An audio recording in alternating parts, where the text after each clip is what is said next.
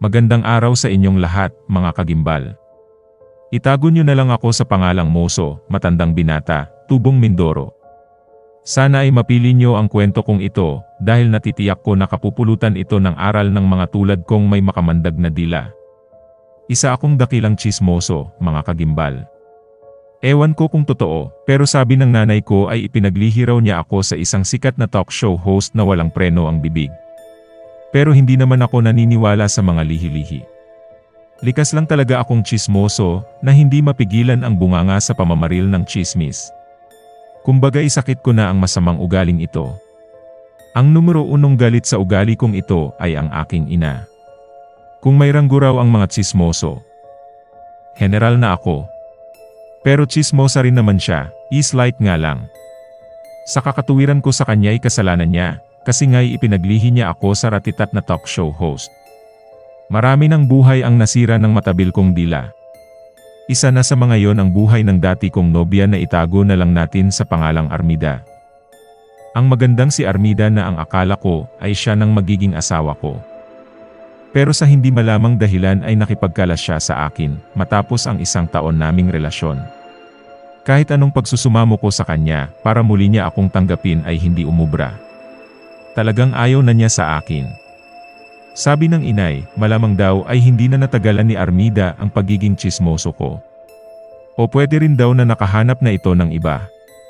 Iyong mas karapat dapat pag-ukulan ng pagmamahal, sarkastikong dugtong pa ng inay. Galit ang namahay sa dibdib ko. Kaya iyon nga. Naglubid ako ng mga mapanirang tsismis para kay Armida. Hanggang sa mawala na lang siya sa aming lugar. Siguro'y nagkagutay-gutay na parang bopis ang puso niya sa talim ng matalas kong dila. 2 taon bago siya muling lumitaw. At sa kanyang pagbabalik, may anak na siya. Parang sasabog ang dibdib ko sa puot, mga kagimbal. Nang araw ding iyon ay nagpakalasing ako at nagtungo kina Armida.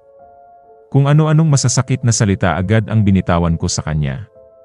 Ipinamukha ko sa kanya na tama nga pala ang ipinamamalita ko noon na ipinagpalit niya ako sa iba dahil hindi siya kontento sa akin. Maganda ang kanyang anak. Mukhang anak ng Kano. Kano ang ama niyan, di ba? Nasaan? Iniwan ka na? Bakit ka nagbalik? Umaasa kang tatanggapin pa kita. Sarkastiko at sunod-sunod kong tanong sa kanya. Napaiyak na sa sama ng loob si Armida. Hindi raw totoo ang mga ibinibintang ko sa kanya. Pinagsamantalahan daw siya ng engkanto at ang batang iyon ang naging bunga. Kaya raw siya nakipagkala sa akin. Nagpanting ako sa sinabi niya. Bahagya ko siyang nasakal. Tsismoso lang ako pero hindi tanga. Ang gigil na sabi ko sa kanya. Galit na sumigaw ang anak ni Armida na nooy kalong-kalong niya. Mabalasik ang mukha nitong nakatingin sa akin. Tingin ko'y lalo siyang namuti at pulang-pula ang mga mata. Parang dugo sa pula. Nangingilabot na binalingan ko ang bata. Otomatiko at pasigaw na nasambit ko na demonyo ang batang yan. Sabay akma kong dadakmain ito para ihagis sa kung saan. Pero biglang may tumamang malakas na hangin sa mukha ko. Kumagis akong palabas ng pinto. At iyong tayo ko. Nangangalisag ang mga balahibong kumaripas ako ng takbong palayo. Nadapa pa nga ako at nasubsob ang mukha sa ensaymadang dark brown na galing sa puwet ng kalabaw. Pagdating sa bahay ay saka ko lang napansin na paralisado ang kalahati kong mukha na tila na stroke. Hirap akong magsalita. Tinamaan daw ako ng Bell's palsy, sabi ng marami. Parusa raw ng langit dahil sa katsismosohan ko. Pero may matatandang nagsasabi na sinampal daw ako ng hangin. Engkantong hangin. At iyon ang pinaniniwalaan ko. Dahil naramdaman kong may sumampal talaga sa aking kakaiba.